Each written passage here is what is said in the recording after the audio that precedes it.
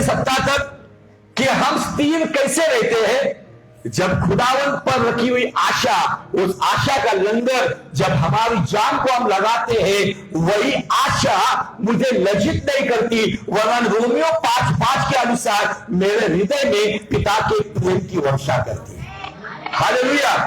इसलिए हमने आशा के ऊपर अध्ययन किया और लगातार मेरे ख्याल से 3 या 4 सप्ताह से हम इसी आशा के ऊपर अध्ययन कर रहे हैं। अब मुझे विश्वास है कि अभी आप लोग स्थिर हो गए रहेंगे, राइट? आपको स्थिर रहने का परमेश्वर ने फॉर्मूला दिया है, क्योंकि अंत में टिकने वाली 3 ही बातें जो 1 कोरिन्थियों 13:13 में लिखा है, विश्वास, आशा और प्रेम, जिसमें प्रेम श्रेष्ठ है लेकिन आशा मध्य बिंदु में है जो दोनों को बैलेंस करती है। अगर मेरे जीवन में आशा है ना, तो मुझे पता है कि मेरे अंदर वो अब्राहम का विश्वास है जो अब्राहम कहता था, मैं जिस खुदा पर ईमान रखता हूं जो अस्तित्व में नहीं वो अस्तित्व में ला सकता है। हालेलुया। कुछ लोगों ने अनुभव लिया होगा कि उनके काम होने वाले नहीं थे, उनको चंगाई मिलने वाली नहीं थी, उनके जीवन में परिस्थिति बदलने वाली नहीं थी, लेकिन उन्होंने आशा खोई नहीं, इसलिए जो अस्तित्व में नहीं वो अस्तित्व में आ गया। ऐसा है आशा का दाता जो हमें आनंद और शांति से भरपूर करता है, इसीलिए कि पवित्र आत्मा के सामर्थ्य में आशा में विपुल हो जाए, आशा में बढ़ते जाए, जो हमने रोमियो 15:13 में देखा है। हालेलुया। ये सारा मैसेज मेरे स्पिरिट में कोई डायरी में बनाकर नहीं लाया हूं, ये मैं इसलिए बता पा रहा हूं कि मेरे जीवन को मैंने ये अप्लाई किया है, और जो ऑनलाइन के माध्यम से अगर कोई प्रचारक मुझे देख रहे हैं या यहाँ पे बैठा हुआ है, उन प्रचारकों को मुझे यही कहना है, जो प्रचार आप करते हो वो प्रचार आपके जीवन का व्यक्तिगत अनुभव होना चाहिए, तब वो प्रचार कलीसिया में एक्टिवेट होगा। नहीं तो ज्ञान का भंडार लेकर बैठे लोग, बहुत सारे तर्क शास्त्री आज हमारे मसीह समाज में बैठे हुए हैं, यूट्यूब जाओ, फेसबुक जाओ, बहुत सारे एपोलोजेटिक्स बैठे हुए, बाइबल टीचर बैठे हुए, बड़े बड़े लोग बैठे हुए, लेकिन कोई ज्ञान किसी का जीवन में बदलता है। खुदा की ओर से आने वाला रेमा वचन एक ही झटके में हजारों लोगों का जीवन बदल देता है। हालेलुया।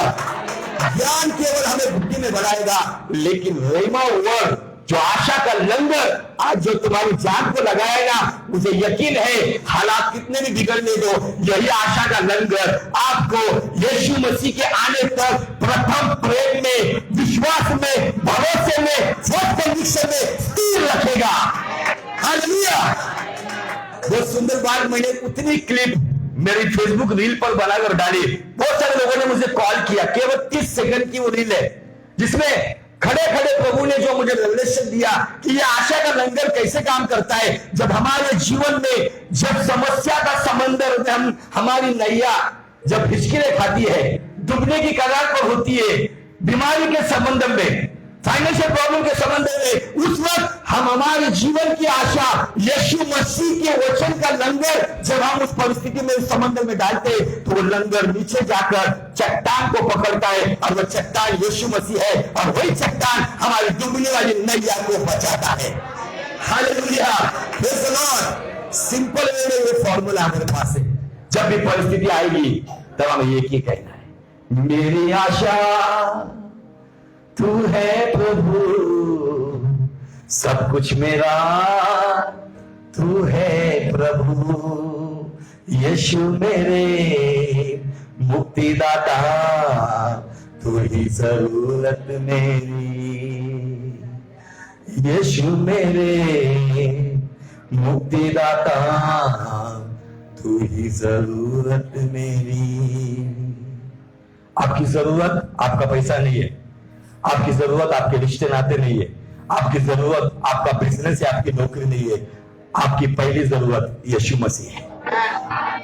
और जो कहता है ना यीशु मसीह मेरी पहली जरूरत है, तब उसके निचले स्थान के काम यीशु करना शुरू कर देता है। बहुत सारे लोगों ने उस पहले स्थान पर अपनी नौकरी, अपने रिश्ते नाते, अपने स्वर को रखा है, इसलिए आज उनके जीवन की नैया कुछ देर चलती तो है, लेकिन कुछ देर के बाद बिगड़ जाती है। मैंने पिछले वक्त कहा था कि परमेश्वर ने मुझे ब्लैक बोर्ड पे कुछ लिखते हुए दिखाया, और मैंने बताया आपको कि जुनून, प्रथम प्रेम में क्या है? जुनून और अच्छा विवेक।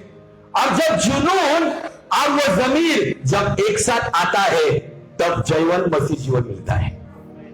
उसके आगे की बात मैं बताना भूल गया। वो आगे की बात ये प्रभु ने मुझे बताई कि जब हम एक अच्छे जमीन और अच्छे जमीन में जब चलते हैं ना, तब हमारे जीवन में ऑटोमेटिक क्या होता है पता है? तब वो जोश जिसे आप जुनून कह सकते हो, इंग्लिश में जील कहा गया है, या आप उसको लगन कह सकते हो, वो जोश हमारे भीतर साहस को लेकर आता है। क्या लेकर आता है? बड़े लोग कहेंगे अरे इसका तो हालात बिगड़ी हुई है, लेकिन मेरे अंदर वो साहस आता है। और वो साहस क्या करता है पता है? कि एक अच्छे विवेक के द्वारा, होश के द्वारा मेरे अंदर एक तमीज को लेकर आता है, डिसिप्लिन। जब ये साहस और ये तमीज या ये हिम्मत और ये डिसिप्लिन जब एक साथ आते हैं ना, तब हालात कितने भी बिगड़ने दो, वो व्यक्ति स्थिर रहता है। Hallelujah, praise the Lord. आज हम आशा का लंगर जो, या आशा के ऊपर हम देख रहे थे, मैं इसको खत्म करने वाला था, लेकिन परमेश्वर ने मुझे और थोड़ा और टीचिंग इसके आगे का दिया है, लेकिन मैं आज वो नहीं दूंगा। लेकिन आप लोग सच में स्थिर हुए क्या इस वचनों के द्वारा? परमेश्वर ने आपको स्थिर होने के लिए ताकत दी है, आपको गाइडेंस किया है, तो परमेश्वर के लिए जोरदार ताली बजाओ। लेकिन अभी आपको आगे की बात को ध्यान से देखना है। आप स्थिर हुए, पक्का सभी बातों में स्थिर परमेश्वर कर रहा है, ये आनंद की बात है। मैं तो चाहता हूं आपको चंगाई मिले या ना मिले, लेकिन आपको हर हालात में स्थिर होने का सामर्थ्य मिलेगा ना, तब जाकर आप बिगड़े हुए लोगों को भी सुधारोगे। हालेलुया। चंगाई केवल आपको स्वास्थ्य से भरेगी, लेकिन स्थिरता आपकी बीमारी में भी किसी को उद्धार देगी। हालेलुया। आइए कुछ वचनों पर हम 10 मिनट में अध्ययन करेंगे। पहला कुरिन्थियों उसका अध्याय 10 और वचन 12। 10-12 पहिला कुरिन्थियों 10-12। म्हणून आपण उभे आहोत, हाँ असे ज्याला वाटते, हाँ, जिसको लगता है कि मैं खड़ा हूं, त्याने पडू नये म्हणून सांभाळावे। वो गिरना चाहे इसलिए सवाल हिंदी में दिया है, इसलिए जो समझता है मैं स्थिर हूं। मैं थोड़ी देर पहले सवाल किया आपको, कितने लोग स्थिर हैं? आपने हाथ उठाया, मैं स्थिर हूं। लेकिन आपको मैंने ये सुनने की बाद मैंने आपको प्रोत्साहित भी किया, लेकिन अभी मैं आपको आगाह कर रहा हूं, अभी मैं आपको सावधान कर रहा हूं, क्योंकि आपको पता है जो सावधान नहीं रहता है, जो सावधानी नहीं बरतता है, वही व्यक्ति का एक्सीडेंट होता है। आप अगर देखोगे कि आज एक्सीडेंट जो हो रहे हैं, उसके पीछे का 90% कारण यह बताया जाता है कि वो सावधानी से गाड़ी ना चलाते। आज आप देखो ट्रैफिक में कितने सारे लोग दिखेंगे आपको, कान को ऐसा ही मोबाइल लगा के गाड़ी चलाएंगे और कुछ देखेंगे नहीं, किधर से भी आएंगे, और ऐसे लोगों के हाथ पैर टूट जाते, उनके वजह से कोई निर्दोष व्यक्ति भी कुचला जाता है। इसलिए मैं आज आपको बताना चाहता हूं, आप स्थिर हो, मैं आपको सल्यूट करता हूं, आपको प्रोत्साहित करता हूं, लेकिन बाइबल कहती है इसलिए जो समझता है मैं स्थिर हूं, वो चौकस रहे, कहीं गिर ना पड़े। क्यों कहा यह वचन? इसका मतलब गिरने के 100% चांसेस है, और गिराने वाले हमारे साथ कौन है और उठाने वाले हमारे साथ कौन है, ये इन दिनों में हमें समझना होगा। हमारी संगति हमको गिराने का कारण भी करेगी, हमारी संगति हमें उठने का कारण भी करेगी। इसलिए इन दिनों में जो कहता है कि मैं वचन सुनकर, पास्टर राजू ठाकुर ने 28 से 29 एपिसोड के द्वारा हमको प्रचार किया है, अभी मैं स्थिर हुआ हूं, मैं प्रथम प्रेम में आया हूं या आई हूं, मैं प्रथम भरोसे में आया हूं या आई हूं, अभी मैं स्थिर चल रहा हूं। खबरदार, जो कहता है मैं स्थिर हूं, वो जाने समझे ऐसी कोई बात मुझसे ना हो कि मैं फिर से गिर पड़ूं। कुछ लोग गिरते उठते, गिरते उठते, गिरते उठते। ये कितना दिन चलेगा? ज्यादा दिन नहीं चलेगा। आपको एक निर्णय लेना होगा। मैं फिर से बताना चाहता हूं, परमेश्वर के लिए जो निर्णय लेते हैं, परमेश्वर उनके लिए कल्पनाओं से, उस व्यक्ति की कल्पनाओं से, उसके विचारों से अधिक जाके काम करता है। उसका जिंदा उदाहरण अगर देना है आपको, तो वो है जक्कई। जक्कई ने जब देखा कि उस भीड़ में मैं यीशु को देख नहीं पा रहा हूं। और उस दिन पता है कि उस जक्कई को यरीहो शहर में जो सेठ जी करके बुलाने वाले लोग कोई उसको भाव नहीं देने दे। तब उसने सोचा कि ये कोई तो है। उसने केवल क्या चाहत रखी, मैं आगे दौड़कर जाऊंगा, उस पेड़ पर बैठूंगा और केवल उसको एक झलक देखूंगा। उसका निर्णय था कि मैं भीड़ से आगे जाऊंगा, भीड़ है इसलिए मैं घर नहीं जाऊंगा, मैं देखकर ही जाऊंगा। अगर वो केवल देखने की चाहत रखता है तो उद्धारक आके कहता है मुझे तेरे घर में रुकने की चाहत है। Hallelujah, praise the Lord. आप जब निर्णय लेते हो ना, इस निर्णयों की कदर करने वाला परमेश्वर हमारे पास है। इसलिए निर्णय ले लो, प्रभु जिस क्षेत्र में मैं पिछले साल गिरा था या गिरी थी, जिस क्षेत्र में मेरे निर्णय गलत हुए, मेरी संगति गलत हुई, मेरे विचार गलत हुए, मेरे लोगों के साथ रहना गलत हुआ, प्रभु इस साल में मैं उस बात में सावधानी बरतूंगी या बरतूंगा, मैं अलर्ट रहूंगा। क्योंकि यहां पर भी दिया है चौकस रहो, जो इब्रानी 3:12 में दिया है चौकस रहो। यह चेतावनी हमें दी गई है। कभी कभी क्या होता है पता है, वहां पे वर्ड दिया है जो कहता है मैं स्थिर हूं। जब ये मैं आता है ना आपको पता है संसार में ऐसा एक व्यक्ति मैं आने के वजह से इतने स्पीड से गिर गया हो कि वो एक सेकंड में बहुत बड़ा टाइम हो गया। कौन गिरा होगा पता है? हाँ, शैतान का नॉलेज बहुत है। उसके अंदर क्या आया था? यही मैं। आज मैं आपको बताना चाहता हूं मसीहत में ये मैं बहुत काम कर रहा है। मैं आज आपको प्रोत्साहित भी करता हूं और आपको आगाह भी करता हूं। क्यों? कि वो मैं जिसे ईगो कहा जाता है, कुछ लोगों को ईगो छोड़ने के लिए भी ईगो आ जाता है।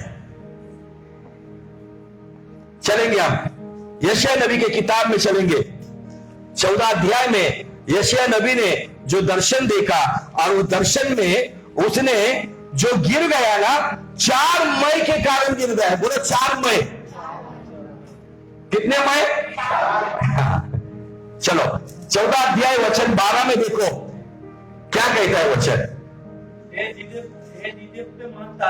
हे भोर के चमकने वाले तारे किसको कहा है बताइए? हम लोग क्या कहते हैं, ये शैतान काला है, कलूटा है, इसलिए बच्चों को तिल लगाते, काला लगाते। मसीह लोगों को लगाना ये व्यर्थ है, जिनको यीशु मसीह समझा ही नहीं और जिसको शैतान भी समझा नहीं। उसके बारे में बताया गया कि वो भोर का चमकता तारा, अगर जब आप भोर के समय अर्ली मॉर्निंग जब देखोगे तब आसमान में चमकता हुआ तारा काला नहीं दिखता है, एकदम चमकने वाला, एकदम चांदी के भी अधिक चमकने वाला दिखता है। ये भोर के चमकने वाले तारे, हाँ, तो आकाश से तुम कैसे पड़ता? तो आकाश से कैसे गिर पड़ा है? हाँ, तो जाति जाति को हरा देता है। अब कैसे काट कर भूमि पर गिराया गया है? जो तू अपने मनात म्हणाला, जो तू अपने मन में कहता है मी आकाशात चढेन। मी, क्या आया? मी। यहाँ पे फर्स्ट मैं आ गया। हिंदी में दिया है मैं स्वर्ग पर चढ़ूंगा। मैं, ये मैं पहला मैं यहां पर हमें दिखता है। आज आपको प्रभु बोलने आने से पहले अपने मैं का कत्ल करना है आपको। बाइबल कहती है कि आत्मा की तलवार से शरीर की क्रियाओं को मरण कर दो, मार दो। आज अगर आपका मैं अगर काम कर रहा है, परिवारों में बहुत सारे लोग कहते हैं मैं हूं इसलिए ये हुआ है, मैंने ये किया है, मेरे बदौलत ये हुआ है, कुछ तो कलीसिया में मैं हूं इसलिए ये चल रहा है। ये मैं जब आता है ना तो अच्छे अच्छे लोगों की नींव हिल जाती है। मैं, हाँ, देवाच्या तारणाहून माझे सिंहासन उच्च करेन। मैं अपने सिंहासन को ईश्वर के तारांगण से ऊंचा रखूंगा। उत्तर भागातील देवसभेच्या पर्वतावर विराजमान होईल। उत्तर दिशा की छोर पर सभा के पर्वत पर विराजमान होगा। आगे मी मेघावर मैं, यहां पे आ गया है मैं। एक्चुअली दूसरा मैं में वो कहता है मैं अपना सिंहासन ईश्वर से ऊंचा करूंगा। और तीसरे मैं में वो क्या कहता है, देखो पढ़ो, मी मेघावर आरोहण करेन। मैं बादलों पर आरोहण करूंगा, मतलब बादलों की सवारी करूंगा।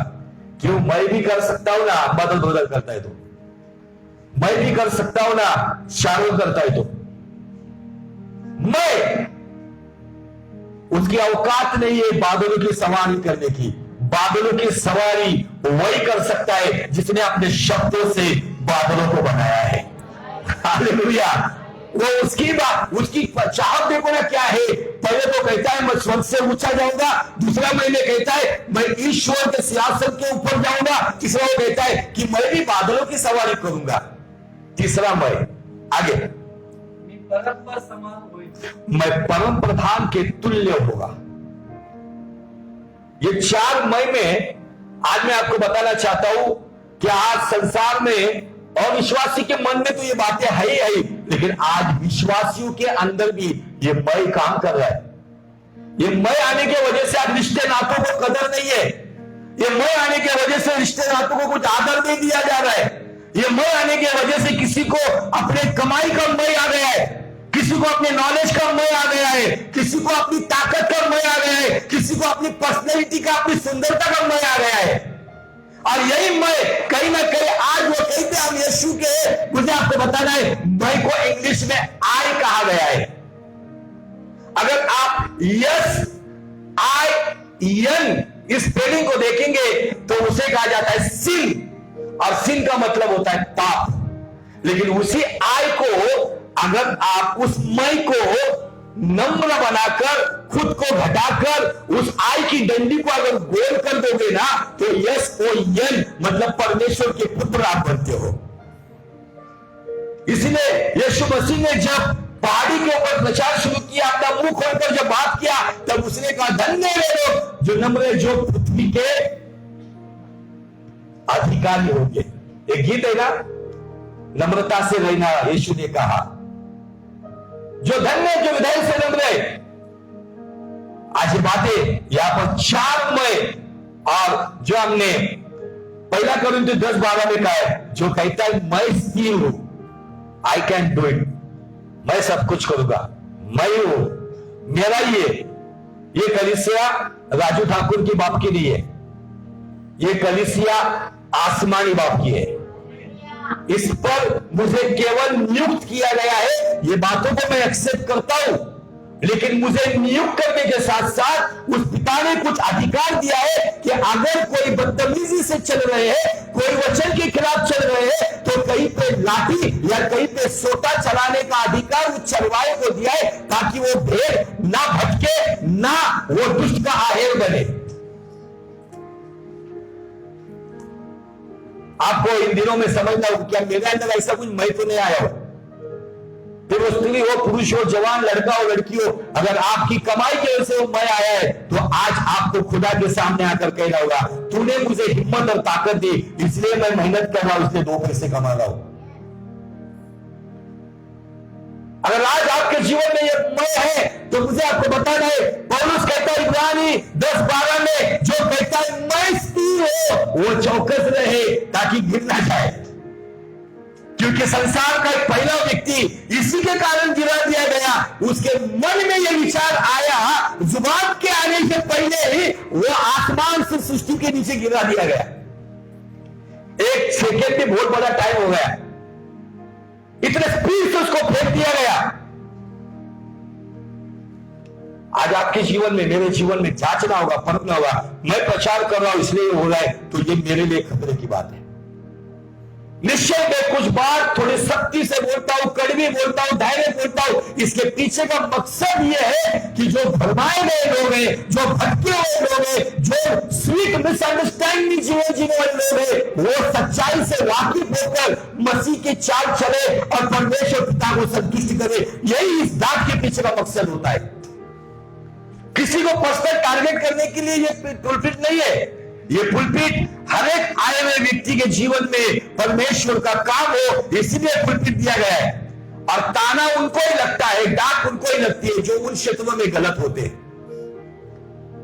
अगर हमारे जीवन में ये, इसमें से अगर एक भी मय है, ये 4 मय पे बात करने के लिए टाइम चाहिए, अगर इसमें से एक भी मय आज मेरे अंदर है, तो मुझे आज उसको काटना है, उसका संकलन करना है, और उस मय को कहना है मैं नहीं, वो, मेरी बदौलत नहीं, उसकी बदौलत।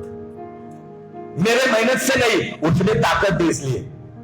आज के डेट में बड़े बड़े लोग हॉस्पिटल में एडमिट है, चर्चेस बंद है, पता नहीं हमारा भी आने वाले संडे चलेगा या नहीं चलेगा। लेकिन अगर परमेश्वर ने आज हमें महफूज रखा है तो आज हमें अपने आप को घटाना होगा, अपने आप को बदलना होगा। जो कहता है हाँ मैंने प्रचार सुना, अभी मैं स्थिर हो गया, वो स्थिर हो गई, वो पश्चाताप किया है, लेकिन फिर भी आपको सावधान रहना है। आइए उस वचन को पढ़कर हम रुक जाते हैं। पहला कोरिन्थियों 10:13, 12 फिर से पढ़ के 13 वचन भी पढ़ो। तुम किसी ऐसी परीक्षा में नहीं पड़े, तुम किसी ऐसी परीक्षा में नहीं पड़े जो मनुष्य के सहने से बाहर है। परमेश्वर सच्चा है, वह तुम्हें सामर्थ्य से बाहर परीक्षा में न पड़ने देगा, वरन परीक्षा के साथ साथ निकास भी करेगा कि तुम सह सको। मैंने जो थोड़ी देर पहले कहा कि संकट निकल जाए इसलिए दुआ मत करो, परीक्षा निकल जाए इसलिए दुआ मत करो। प्रभु को कहो कि उस परीक्षा में मैं निकास कर सकूं, उस परीक्षा में मैं खरा निकल सकूं, वो अनुभव मुझे दे। जब परीक्षाओं से आप निकल कर भाग आते हो ना, तो आपका जीवन अन्य जातियों के लिए गवाही का कारण बनता है। इसका एक बेहतरीन उदाहरण परमेश्वर का दास प्रभु यीशु मसीह का भाई याकूब, उसके पहले अध्याय में देखो क्या कहता है। इसी वचन को लेकर, इसलिए करना वाला नहीं था बात में इस पर, लेकिन प्रभु चाहता है कि आप समझो इस बात को। याकूब का पहला अध्याय और वचन आई थिंक 12। हाँ, धन्य वो मनुष्य जो परीक्षा में स्थिर रहता है, कारण आपल्यावर प्रीती करणाऱ्यांना हाँ प्रभूने देव केलेल्या जीवनाचा मुकुट परीक्षेत उतरल्यावर त्याला मिळेल। Hallelujah, praise the Lord. क्या मिलता है आपको पता है? जब हम परीक्षा, भले हम स्कूल की परीक्षा में फेल हो गए, हमको अंडा मिला होगा, जीरो मिला होगा, नो प्रॉब्लम। लेकिन आज इन दिनों में, इन वायरस की परिस्थितियों में शायद आप जॉबलेस होंगे, शायद आपके फाइनेंशियल प्रॉब्लम होंगे, शायद आपके घर में कोई बीमार होगा, शायद आप किसी अपमान से गुजर रहे हो, शायद आपके जीवन में नाना प्रकार की समस्या चल रही है। ये परीक्षा क्या कर रही पता है? इस परीक्षा में यहां पर जिक्र किया है, जो स्थिर रहता है ही इज अ ब्लेसेड। पहले आशीष यहां पे मिलती है कि वो व्यक्ति आशीषित है, और आगे कहते हैं कि परीक्षा से जो खरा निकलकर जीवन का वो मुकुट पाएगा जिसकी प्रतिज्ञा प्रभु ने अपने प्रेम करने वालों से की है।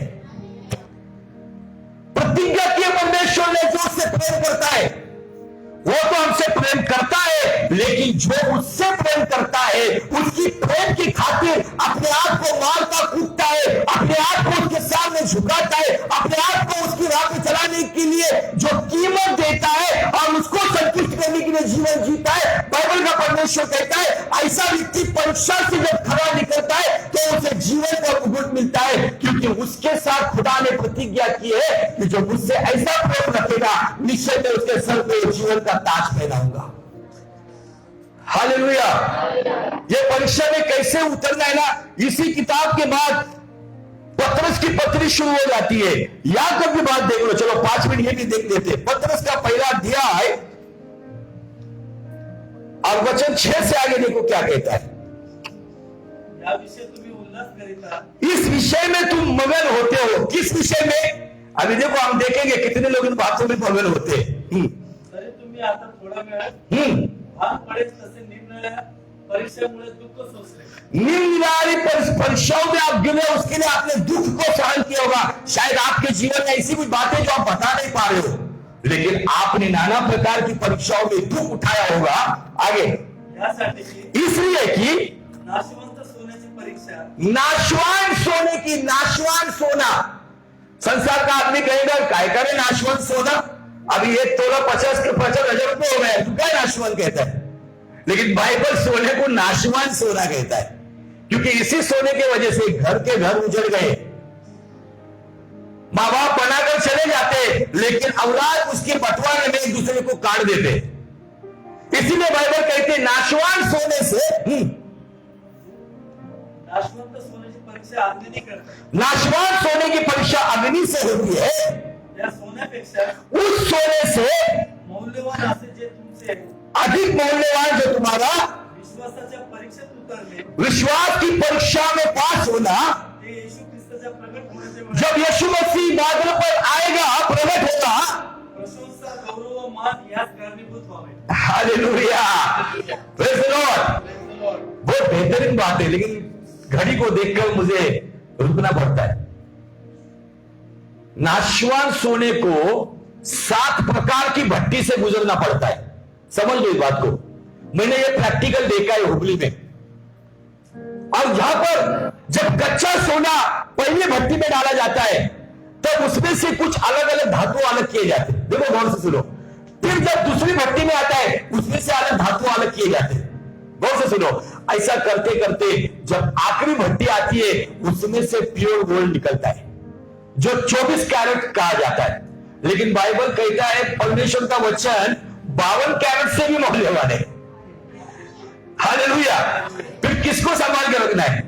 तो मैं जब एक जस्ट उदाहरण देना चाहता हूं. जब सब लोग पहली भट्टी से बाहर निकलता है ना, तो शायद उसके अंदर से लोखंड अलग निकलता होगा.